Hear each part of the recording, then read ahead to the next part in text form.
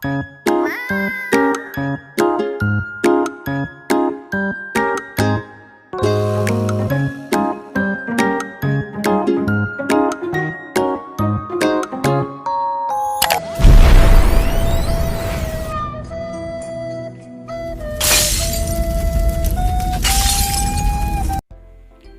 mga ka-Fatchum! Welcome sa ating third video, puso ng saging ala Opa sisig style. Diretso na tayo sa ingredients.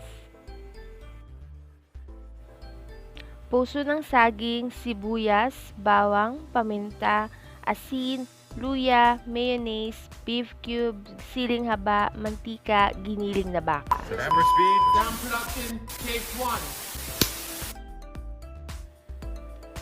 First step, balatan ng puso ng saging hanggang sa maabot nyo yung malambot na parte. Extra effort siya mga ka-Fatchum pero promise worth it siya. Slice natin siya ng ganito para matanggal natin yung matigas na parte sa gitna. Saka natin hiwain ng maninipis, depende sa gusto nyo. Then, itatabi ko na muna to at hihiwain ko pa yung isang puso ng saging. Hindi ko na din ipapakita kasi same steps din naman. Ito na nga yung kabuuan ng 2 puso ng saging. Lagyan ng 1 kutsarang asin. Haluin, saka pigain ng mabuti para mawala ang pakla at dagta. Ilagay ang napigang puso sa ibang lalagyan and mga ka-Fatchum, gagawin natin ito sa lahat ng hiniwang puso ng saging.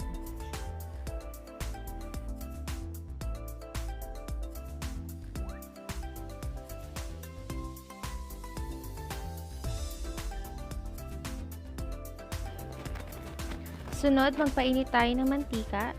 Ilagay natin yung sibuyas. Isunod ang bawang. Hayaan muna nating magisa ng husto bago natin idagdag ang puso ng saging. Madami-dami din na magagawang sisig mga ka-Fatchum kaya ang recipe na ito ay good for sharing.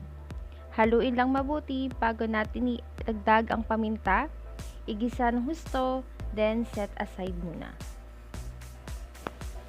Second series na ng pagigisa natin mga ka-Fatchum, unahin ng sibuyas, bawang, luya at giniling na baka. Optional lang to mga ka-Fatchum, naglagay lang ako ng konting giniling para mas maging malasa ang gagawin nating sisig. Isunod natin ang siling haba, saka natin ihalo ang itinabing puso ng saging. Saka tayo maglalagay ng mga pangpalasa. Uunahin natin ang beef cubes at make sure na durugin ito at ihalo bago natin isunod ang mayo. Haluin lang ulit natin, saka ilagay ang toyo. Depende sa lakas ng toyo mo.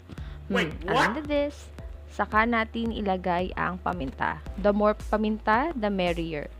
Haluin lang maigi para mas masigurado na manunuot lahat ng mga pampalasa, then ready to serve na. Ito na ang ating puso na saging ala Opa sisig style. Salamat sa pagkakas. Bye!